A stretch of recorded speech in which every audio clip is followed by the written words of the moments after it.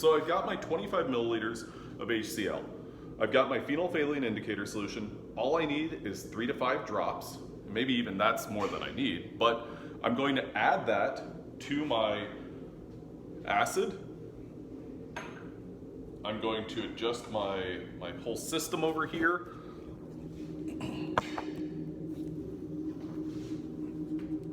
What you can see is the tip of the burette, and what I am going to do is lift this up and turn the valve for my burette so that the acid solution begins to flow, or the sodium hydroxide begins to flow through. I'm going to gently swirl this because what I want to see is a color change.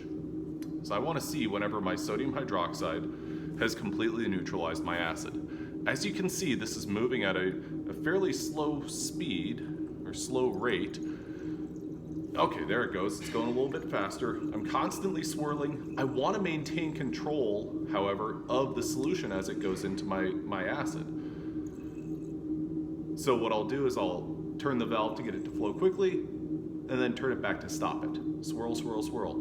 My solution remains, well, still clear. But as you can see, that color change is happening, but then it's reverting.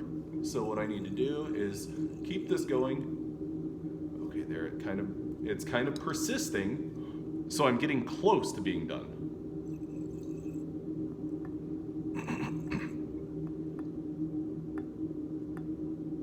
Okay, we're getting close. One kind of pointer or tip that you want to definitely consider is putting a piece of white paper or something, or part of your lab notebook behind this, so that you can see the color change fairly easily. Nope. It's going. Oh, we're close.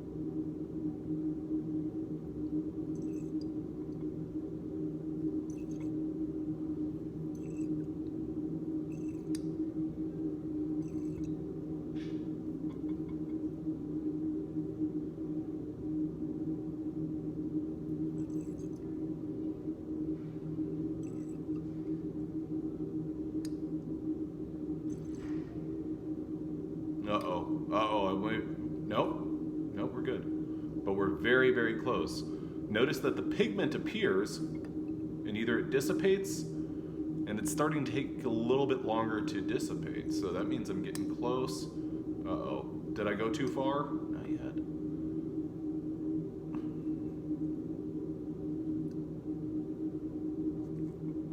What I'm doing is I'm adjusting the valve so that only one drop is popping in at a time.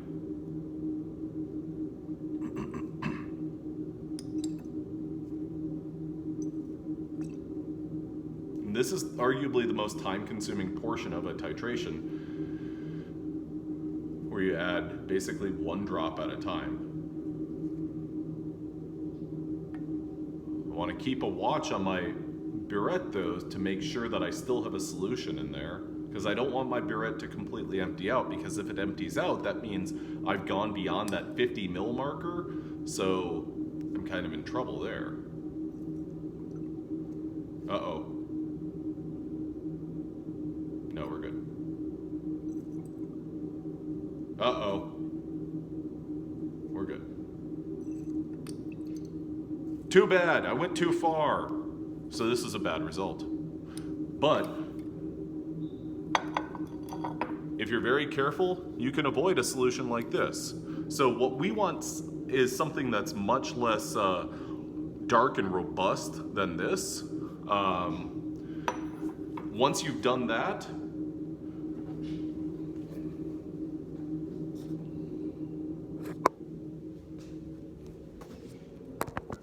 Once you've gotten to a point where you've transferred the right amount of sodium hydroxide into your solution, or into the acid solution, then you look at your burette. Remember, what was your initial reading and what was our final reading? Our initial reading was something like 15.7 milliliters. Our final reading, I can't share with you because then you'd know the answer, but that will tell you the exact amount of sodium hydroxide that you added. So one way that you can make things much simpler on yourself is filling your burette exactly to 0. Because if it's exactly at 0 and you let out 13.7 milliliters, your new reading of your burette is going to be 13.7 milliliters. All right, so that's how you do a titration. You'll do it a total of 3 times. This is a titration with a strong acid HCl and a strong base sodium hydroxide. You know that you added 25 milliliters of HCl. You don't know the concentration of that. That's what you're trying to figure out. You know the concentration of your base, and also your burette told you the volume of sodium hydroxide that you added. So with that, you can extrapolate what is the concentration of my HCl solution. If you're curious about that, you can go back to the introduction video where I talk about this experiment and I show one example calculation. All right, well, thank you very much. Hope you have a good one.